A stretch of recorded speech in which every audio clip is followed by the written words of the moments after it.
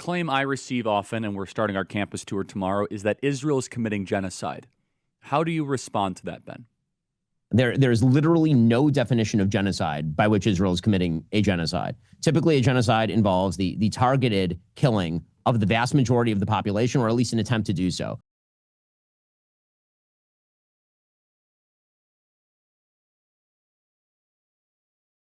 Ben Shapiro, author of Lions and Scavengers. We're going to get to that in a second. I have one or two other questions on Israel. I think it's very important for our audience to hear this, though, because there is an incessant campaign. And one thing a friend sent to me, interestingly, which is, okay, Charlie, we've pushed back against the media on COVID, on lockdowns, on Ukraine, on the border, it's like maybe we should also ask a question. Is the media totally presenting the truth when it comes to Israel? Just a question, that maybe we shouldn't believe everything the media says, because I know I've been conditioned to ask a lot more critical questions over the last couple of years. So, Ben, some people would accuse Israel of wanting to ethnically cleanse. Some people in the Israeli government are saying, again, it's all over the place, right? You have opinions all over. In your opinion, what would a good outcome 5 years from now be, and how does one respond to the claims of ethnic cleansing? So ethnic cleansing, the idea, presumably, that population movement is equivalent to ethnic cleansing. I think ethnic cleansing is a term that's been fairly recently coined to describe population movement during war.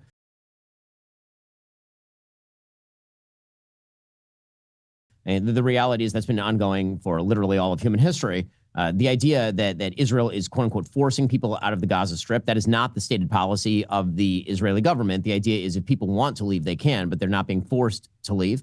Again, moving people out of heavily urbanized areas that are honeycombed with terrorist booby traps pretty much everywhere is not the same thing as, quote unquote, ethnic cleansing. And I think that ethnic cleansing is very often used as sort of a softer form of the genocide attack. The idea being that Israel is trying to kill everyone, which of course is not true. As far as your earlier question about what we believe from the media, one of the things that I find kind of astonishing in some of the folks on the right who are highly critical of Israel is actually the lack of the lack of skepticism when it comes to legacy media. Legacy media are radically anti-Israel overall. The New York Times can certainly not be accused of being a pro-Israel outlet. It'd be very difficult to make the accusation that the Associated Press, which has worked hand in glove with Hamas for years, or Reuters, that these are wildly pro-Israel outlets, and yet when it comes to the reporting, it seems to be sort of the opposite. Ben, so the perception the legacy media is like owned by the Jews. And I was going to say, Ben, come on. You Jews own the media, Ben. So, I mean, come on. As you could tell by all the wonderful headlines you guys get.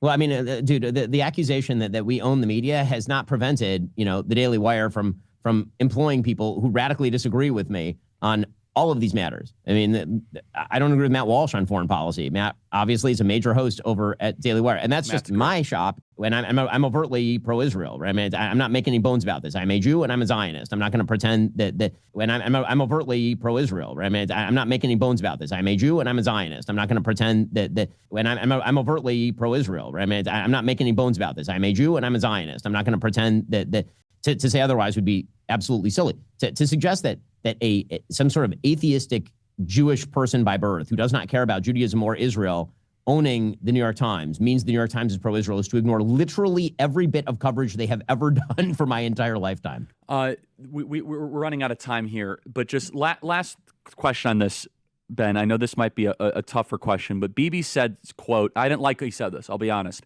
You can't be MAGA if you're anti-Israel.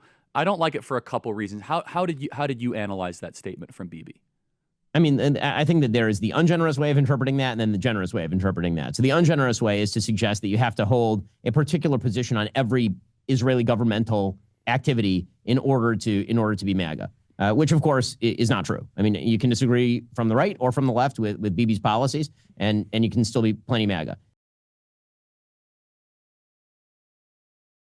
I think the idea that Bibi is putting out there is that if you are taking Hamas's side against Israel in a conflict, it is very difficult to align that with the stated positions of the Trump administration or what President Trump himself is doing right now. And that much I certainly is true. You cannot, look, I think you can have disagreements on Israel and still be MAGA, obviously. You should be America first. But if you're pro-Hamas, you're something darker, and we shouldn't put up with that. Ben, tell us about your important new book.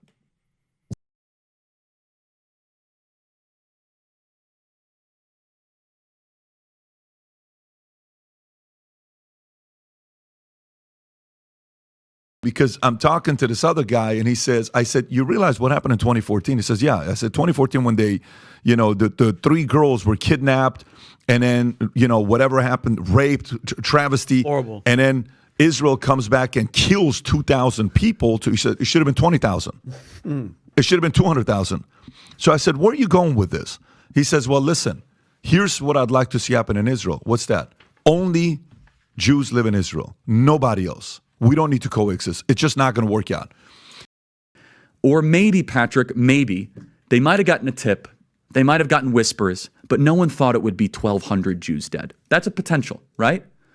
Because here's the essence of it. The essence is this. This is the closest thing to the Holocaust that any of us have lived through.